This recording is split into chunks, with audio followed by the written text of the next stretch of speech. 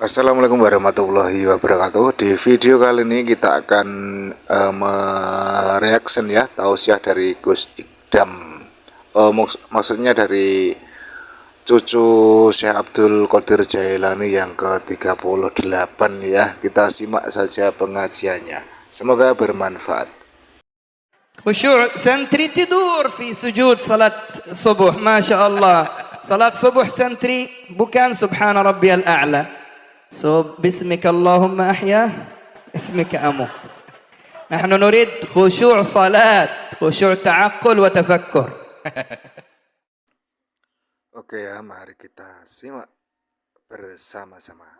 Semoga membawa berkah untuk kita semuanya. Amin ya rabbal alamin. Bun, tekan pundi makan iki? Astagfirullah. Bun, Allah Subhanahu wa taala pun dawuh kepada malaikat tersebut. Dengan keberkahan tersebut Allah Subhanahu wa taala mengijabah apa yang menjadi hajatnya daripada orang yang hadir di dalam majelis yang semacam ini. Ini menunjukkan apa? Bahwa kemuliaan majelis tersebut, majelis yang semacam ini, dan kemudian kemuliaan kita sebagai yang suka hadir dalam majelis seperti ini adalah merupakan kabar gembira dari Allah Subhanahu wa taala. Lanjut. Ada mutarjim yaqul waqtu qalil لأنه بسوات جم لما إن شاء الله الله يبارك في الوقت. آمين آمين آمين. يا أيها الكرام، وصية في هذا المجلس هي من وصايا طريقة جدنا سيد الشيخ عبد القادر الجيلاني رضي الله عنه. ومن هذه الوصية والعمل بها، إذا عمل العبد بها يخرج من المجلس ومن كل مجلس وقد استفاد وقد رفع قدره. وهذه الوصية ملخصة في 4 كلمات، وهي: نحن نجتمع في هذا المجلس لماذا؟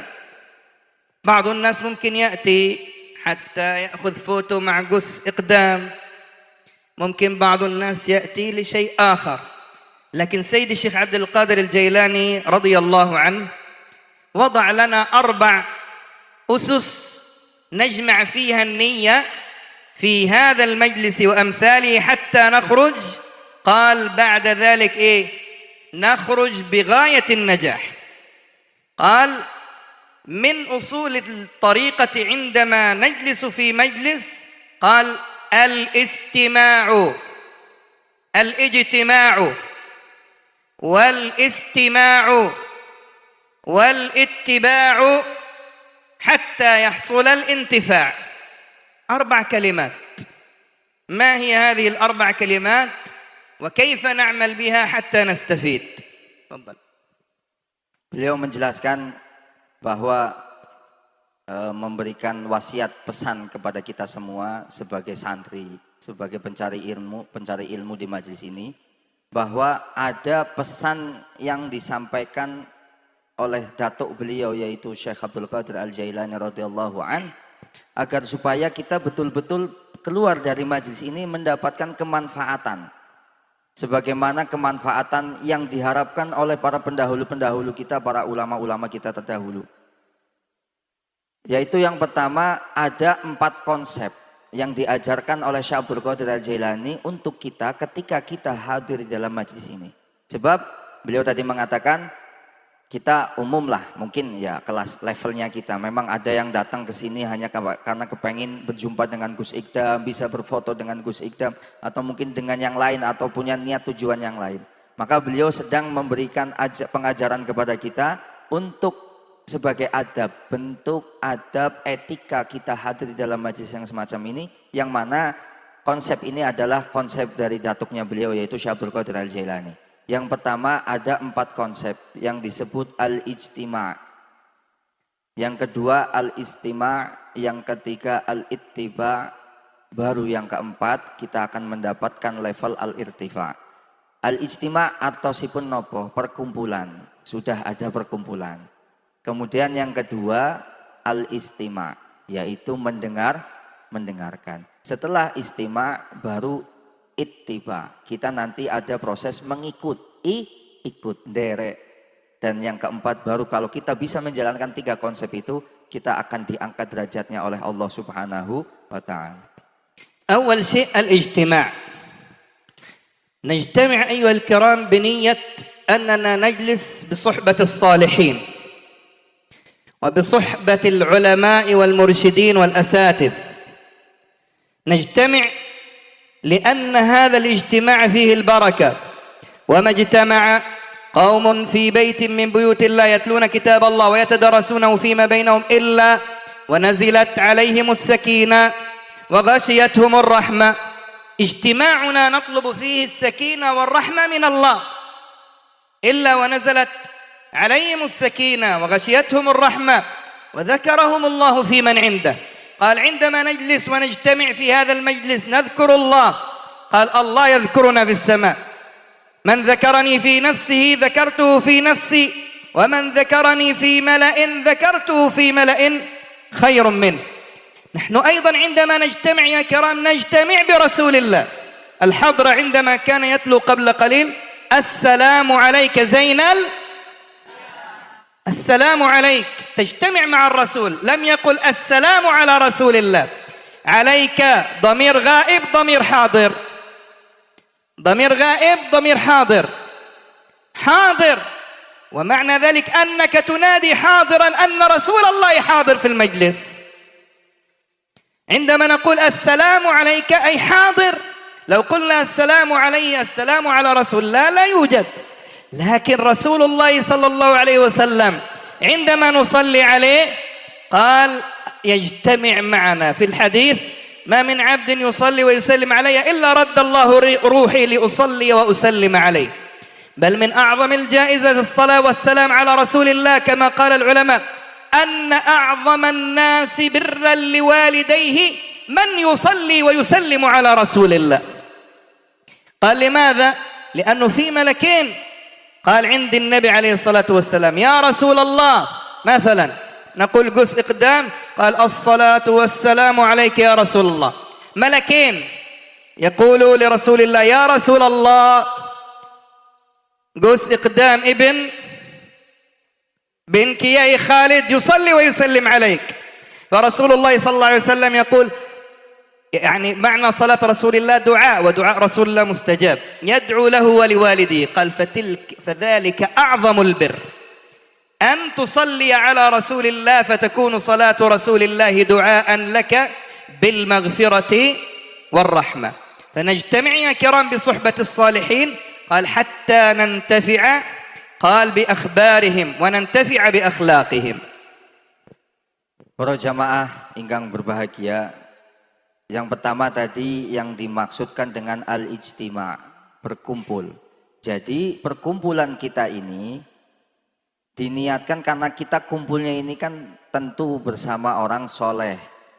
Jadi kita diniatkan atau kita jadikan perkumpulan kita ini dalam rangka kita membersamai utawa barengi bareng-bareng datang piantun soleh. Barengi datang piantun alim, para ulama. Barengi datang guru kula panjenengan sami. Supados napa? Supados kula panjenengan sami saestu-estu angsal kemanfaatane majelis menika. Sebab para guru-guru kita, para orang-orang soleh itu mereka adalah orang-orang yang memiliki keberkahan. Sehingga kita bisa mendapatkan keberkahan daripada beliau-beliau tersebut. Kemudian yang kedua, kita jadikan niat kita di dalam majelis ini, hadir di dalam majelis ini, semua tidak lain dan tidak bukan untuk berzikir menyebut asma Allah Subhanahu wa ta'ala. Yang mana jaminannya apa? Ketika seseorang hamba menyebutkan asma Allah Subhanahu wa ta'ala, maka Allah telah berjanji, saya akan sebut namanya dia. Allah akan sering menyebutkan nama kita. Maksudipun napa? Kula panjenengan sami diangkat derajatipun kalian Allah Subhanahu wa taala. Nek empun ngoten, Allah Subhanahu wa taala ngutus datang malaikat supados napa? Nurunaken raos nyaman, raos anteng, raos tentrem, rasa nyaman, rasa yang tenang. ketenangan, sakinah di dalam diri kita. Di setiap kita hadir dalam majelis ini, supaya kula panjenengan sami agar supaya kita itu bisa mendapatkan keberkahan dari majelis ini, maka niati tidak lain dan tidak bukan agar supaya kita mendapatkan ketenangan dari Allah Subhanahu wa taala. Setelah mendapatkan ketenangan yang ketiga, Allah Subhanahu wa taala akan menurunkan rahmatnya melalui malaikat untuk orang yang hadir di dalam majelis yang semacam ini. Milo tadi dalam perkumpulan ini diniati kanthi niat ingkang sae. Apalagi di dalam majelis ini juga kita membaca sholawat kepada baginda Nabi Muhammad SAW. Tadi beliau menjelaskan, wau vokalis hadrohipun membaca sholawat assalamu alaika zainal anbiya. Alaika niku nek yang lareng ngaos niku domir napa? Domir hadir atau domir ghaib. Yang dimaksudkan adalah kita mengucapkan salam kepada baginda Nabi. Assalamu alaika wahai panjenengan Kanjeng Nabi. Milo keyakinan kita semua bahwa Rasulullah Shallallahu Alaihi Wasallam ikut hadir dalam majelis yang semacam ini. Di majelis ini beliau datang, beliau hadir karena apa? Wa umawan sholawat kula panjenengan sami kanthi kalimat assalamu alaika, bukan assalamu ala Rasulillah, tetapi assalamu alaika. Nah, kebersamaan ini tentu kebersamaan yang sangat banyak sekali rahmat dan barokah. Maka kita diniati jangan sampai salah nih niat. Yang pertama niatnya apa? Dalam rangka barengi kumpul bareng kalian para solihin, kalian para ulama. Yang kedua, kita berharap keberkahan dari majelis ini melalui zikir kita, menyebut asma Allah.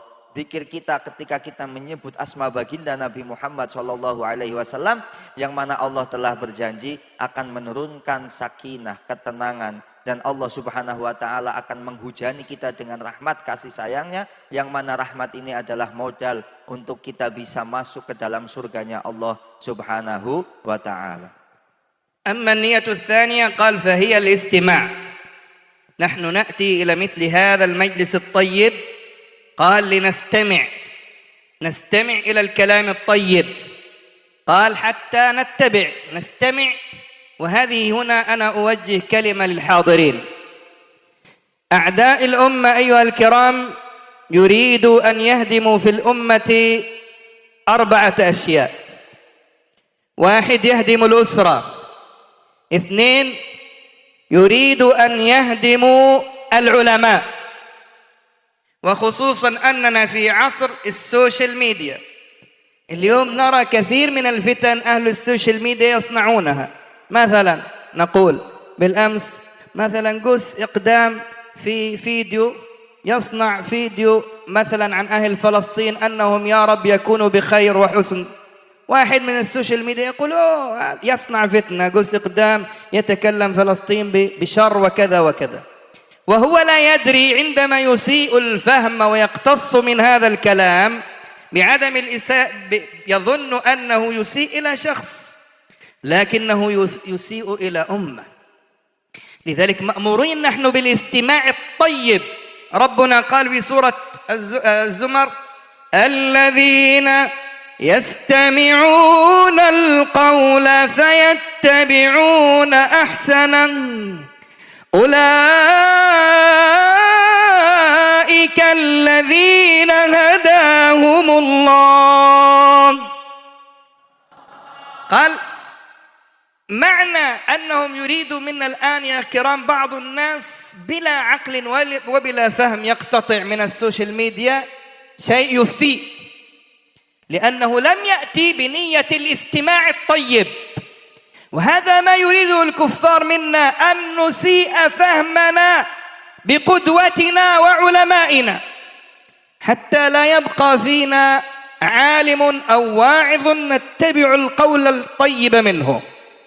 فلذلك لابد لنا أن نجلس في هذه المجالس بنية الاستماع.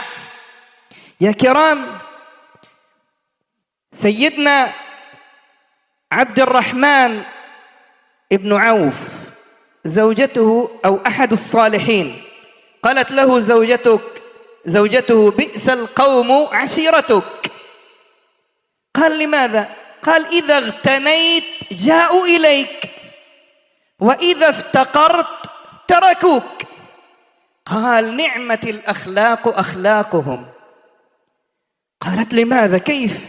قال إذا اغتنينا أحسوا بالخير الذي عندنا فجاءوا إلينا، وإذا افتقرنا علموا حاجتنا أننا لا نستطيع أن نقدم لهم حاجة فتركوها.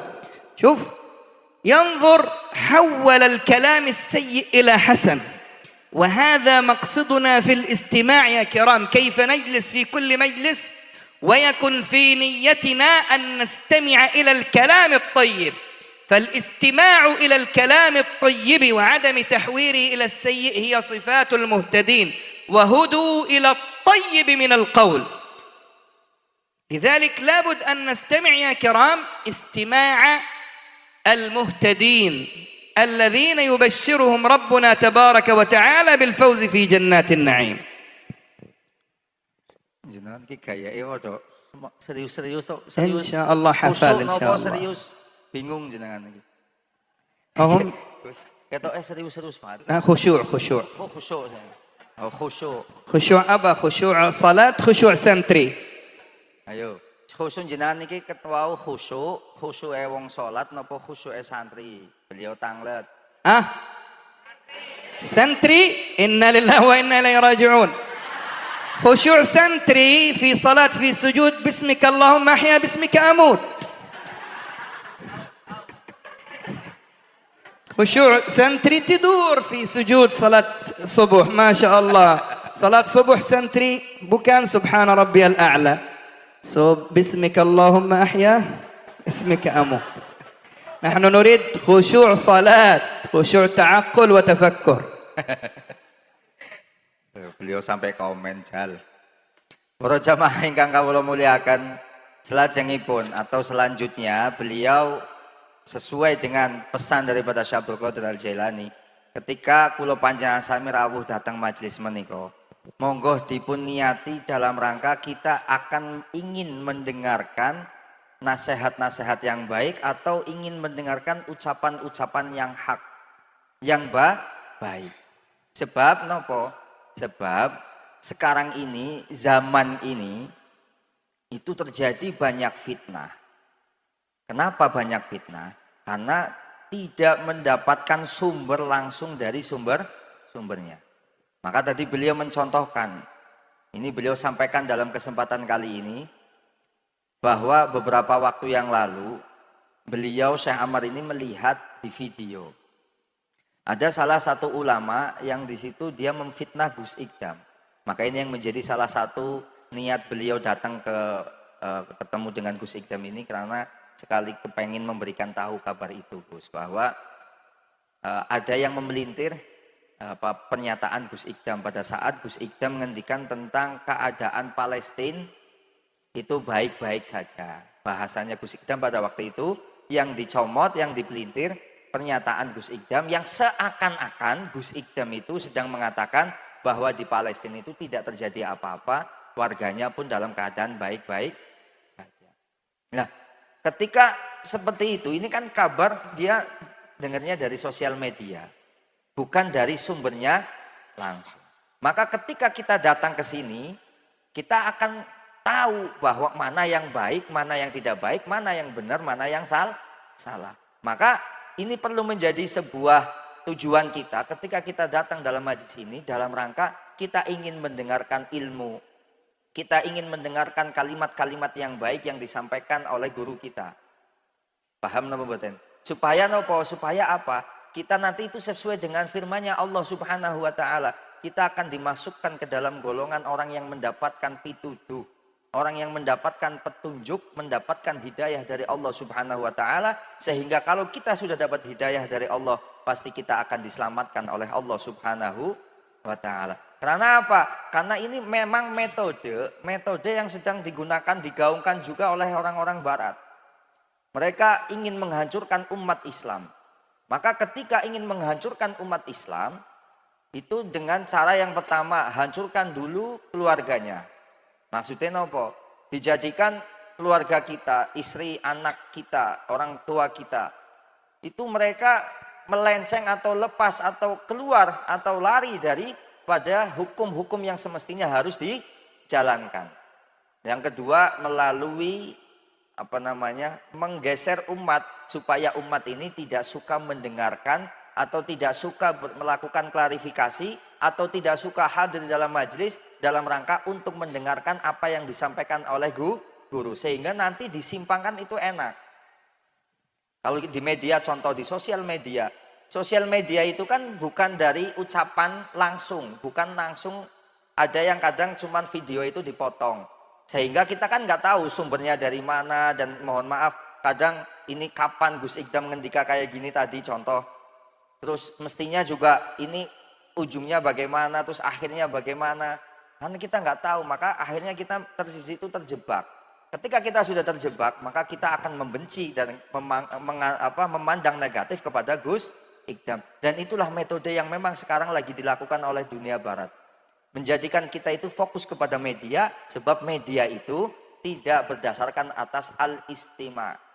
Betul-betul mendengarkan dari sumbernya langsung dan mendengarkan dari kalimat-kalimat yang baik dan ucapan-ucapan yang baik. Sehingga beliau berpesan, salah satu kedua daripada pesannya Syekh Abdul Qadir Al-Jailani adalah kita datang dalam majlis ini dalam rangka ingin mendengarkan nasihat, ingin mendengarkan ilmu, dan ingin mendengarkan kebaikan-kebaikan yang disampaikan oleh guru kita. Sehingga kita nanti masuk ke dalam golongan golongan orang-orang yang mendapatkan petunjuk dari Allah Subhanahu wa Ta'ala. Dan hal yang semacam ini, hal yang dilakukan oleh para sahabat. Maka sahabat niku seneng menawi rawuh datang majelisnya Kanjeng Nabi, hanya kepengen apa? Ingin mendengarkan nasihat dari baginda Nabi, ingin mendengarkan ilmu dari baginda Nabi. Termasuk tadi beliau menyebutkan sahabat Abdurrahman bin Auf juga begitu. Mereka senang datang kepada Nabi Muhammad SAW untuk mendengarkan kalimat-kalimat yang baik. Sallu ala Nabi Muhammad. Allahumma salli ala. Lanjut nasihat atau lanjut salawat? Salawat. طيب 2 menit nasihat, بعدها salawat, بعدها cerita. Ya. Ibu cinta cerita? Ibu mau dengar cerita enggak? Mau, Masya Allah. Cerita apa? Suara hati istri, sinetron azab. Sudah siap. صلوا على النبي محمد. أنا أريد أن أنبه يا كرام، لما نجلس في مثل هذه المجالس لابد قلوبنا تكون خالية من كل درن ونفاق. اليوم أهل السوشيال ميديا إنسان يريد أن يكون له متابعين كثير يكثر من الخطأ وأعراض الناس، حتى الناس تتابعه، وهذا لا يجوز لنا أن ننقل كلامه. لما نأتي إلى مثل هذا المجلس الطيب ما ننقل فيه إلا الكلام الطيب، فرب مبلغ أوعى من سامع كما قال عليه الصلاة والسلام. لذلك نحرص ألا نكون أداة لأعداء الله، دائما ننشر كلام الخير ولا ننشر ولا ننقل أي كلام شر عن أي كائن كان.